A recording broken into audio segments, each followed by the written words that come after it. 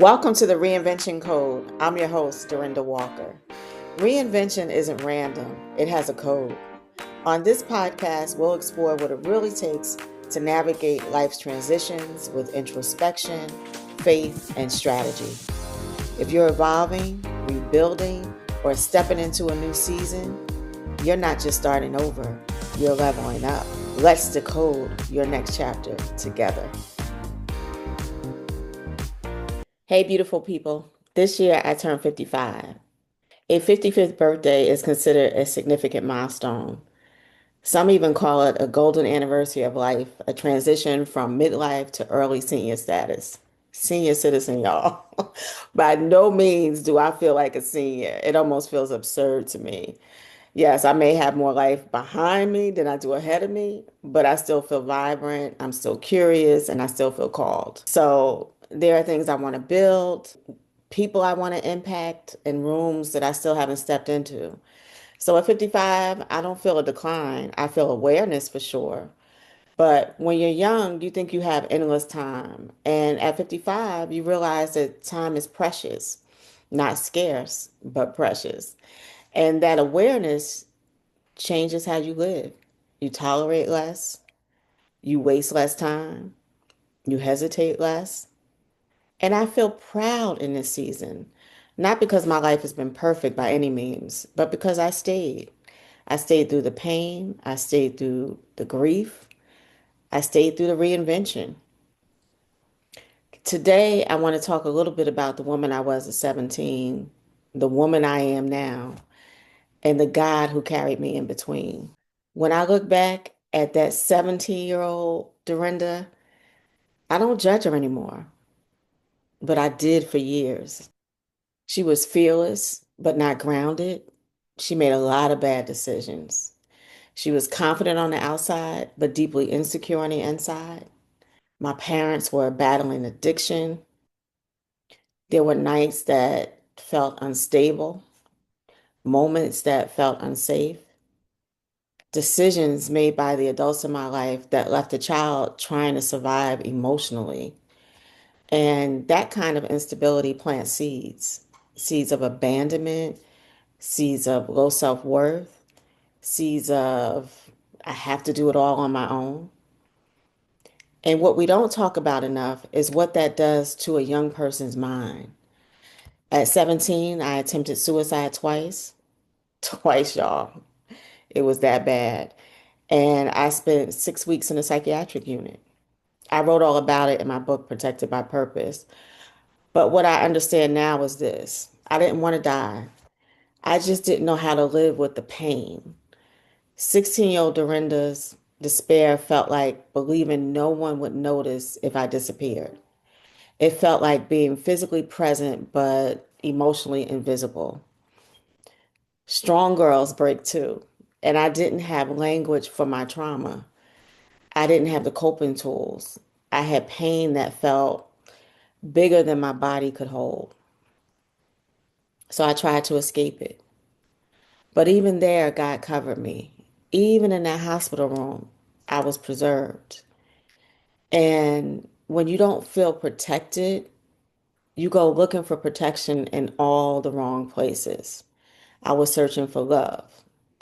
And here's what I never truly admitted out loud. By society standards, I was an attractive young woman. People saw confidence, they saw beauty. But what they didn't see was how unsafe that felt. I was promiscuous, not because I was empowered, but because I was empty. Every encounter left me feeling more used than loved, more chosen from my body than from my heart. And something I carried quietly for years. I hated being attractive to men. I didn't trust them with my heart because they proved over and over again that they would abuse it. It felt like all they saw were my physical features, not my wounds, not my fear, not my longing to be safe. On the outside, I put on a performance as if I was a strong young woman, but that wasn't the reality. And it took years and faith and maturity and a husband I truly believe God sent to help me heal. For the first time, I felt chosen for who I was, not just how I looked. That kind of love restores you, right? Abandonment wounds don't always look like cleanliness. Sometimes they look like hyper independence. Sometimes they look like people pleasing. Sometimes they look like emotional detachment. And sometimes they look like overachieving, but only just enough. Doing just enough to be praised, just enough to be valued, just enough to not be found out. I wasn't afraid of failing. I was afraid of being exposed. Let me say that again. I wasn't afraid of failing. I was afraid of being exposed. And I know someone out there can relate to that. Exposed is not enough, exposed as too much. That's survival disguised as ambition. When my husband died, it triggered those abandonment wounds because loss can feel like being left all over again. And for 3 years, grief consumed me more than I admitted. I functioned, but internally I was shrinking. Grief isn't just crying, it's a numbness in your heart, right? In your soul. It's fatigue, it's disconnection. And grief isn't limited to death. You can grieve a job, a title, an identity. How many times have we seen people lose a job or get divorced or lose a loved one and then struggle with who they are without that title, without that position, without that paycheck, without that loved one? When I left corporate America, I grieved, right? Not just the paycheck, because that was a big one, but the identity, right? With distance, I started to realize I endured emotional abuse, microaggressions that accumulated, macroaggressions that scarred.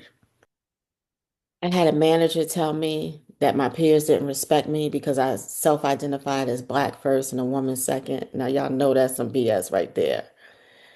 I was screamed at for giving an opinion that the COO liked, as if I was a child and not a grown woman entitled to my opinions. I was told to stay in my place. And I know a lot of you can relate to that because as a black woman, the scars of corporate America are real and they're traumatizing. Trauma isn't always one catastrophic event. It's a prolonged exposure to environments where your humanity is negotiated. So, what do I mean by that? It means that your basic worth as a human being isn't treated as automatic or guaranteed. It's constantly questioned, bargained over, or made conditional by others or by systems around you, right? And many people of color in corporate America know exactly what that feels like. When I left, I wasn't just leaving a title, I was leaving survival mode. That title didn't qualify me by any means. God did. And after lots of introspection, I decided I would never allow anyone to challenge my worthiness or devalue who I am as one of God's children. That brings me to the present. About 6 months ago, I had one of those introspective moments, the kind where grief doesn't tap politely, it sits down heavy. I poured a glass of wine and then another and another. And before I knew it, I had finished the whole damn bottle. Not because this was my normal behavior, but because I was coping. Because sometimes grief is loud, and sometimes you just want it quiet.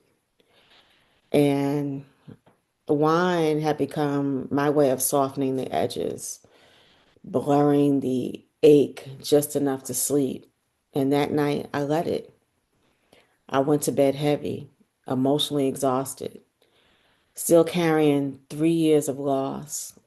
And then at exactly 3 a.m., I woke up from a sound sleep, wide awake, no noise, no dream that I could remember, just awake. And I knew it was 3 o'clock because I looked at my iPad. And there's something about that hour, right? Some people believe when you wake up at 3 a.m., it's a time when God is calling you to pray, a time when the world is quiet enough for you to hear Him clearly. So at 3 a.m., there were no distractions, no performance, no expectations, just me and God. And in that stillness, emotionally raw, right? Completely exposed, I heard clearly in my spirit, I took Thomas because it was his time, but I wake you up every day because you still have more purpose. And then it was clear. Stop coping and start living again. It wasn't angry. It wasn't condemning. It was loving but firm. And in that moment, I realized something uncomfortable. I wasn't just grieving, I was numbing. And numbing kept me safe, but it also kept me small. Now, to be clear, grief is not a season that disappears, it's a process.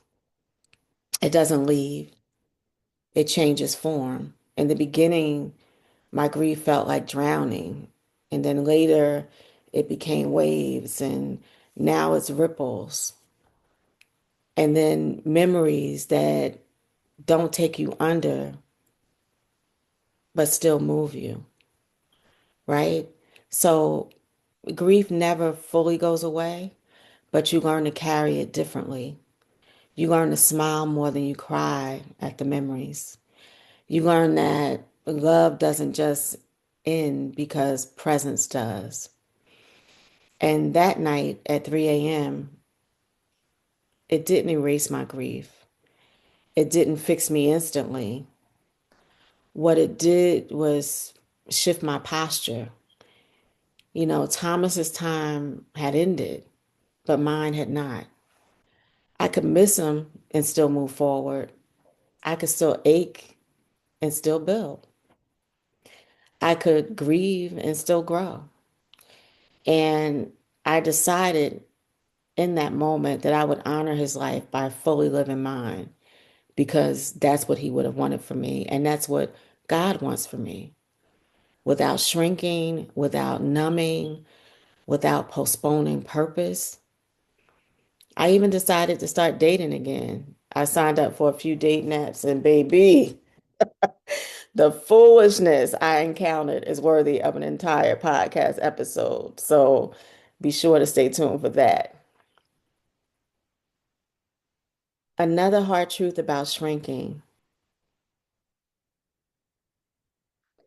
and it's another sign that can be hard to recognize.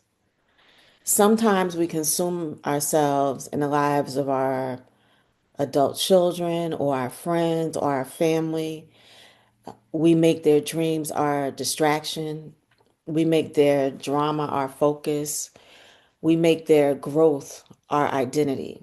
And on the surface, right, it looks loving, it looks supportive, it looks selfless. But sometimes, if we're really honest with ourselves, it's avoidance. Because if I'm fully invested in your life, I don't have to confront my own life. If I'm constantly helping you to build, I don't have to examine what I postponed building for myself.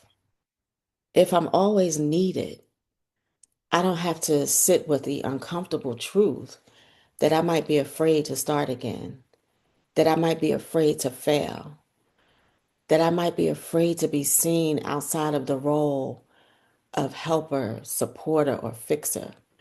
And that's a hard truth to swallow because it feels noble at times, but underneath it can be fear, right? Fear of accountability, fear of stepping into a new chapter, fear of asking, is this all I'm going to do with my life that I have left. So we stay busy, we stay involved, we stay needed. And mediocrity rarely announces itself. It disguises itself as responsibility. But if you're shrinking your own life to live vicariously through someone else's, that's not love, that's avoidance. And avoidance always costs you more than courage ever will. You can love your children deeply, you can support your friends fully, but are you still responsible for your own calling, your own purpose? You are still accountable for your own purpose. And if God is waking you up every morning, it's not just so you can manage everyone else's life, it's so you can live yours. That brings me to my latest career transition. As I was going through my grief process and preparing to downsize my home, I got a phone call from my good friend Michelle G. We hadn't spoken in a while. Life had been lifing. She was busy with her family and career. I was navigating grief and transition. But one day she called, and I believe with my whole heart that God put it in her spirit to pick up that phone. Because truth be told, she could have called many women in her tribe, brilliant women, capable women, but she called me. Not because I was probably the safest choice, and not because I was one who had it all together. She called me because this was part of God's plan for my life. And because real friends don't just comfort you, they confront you.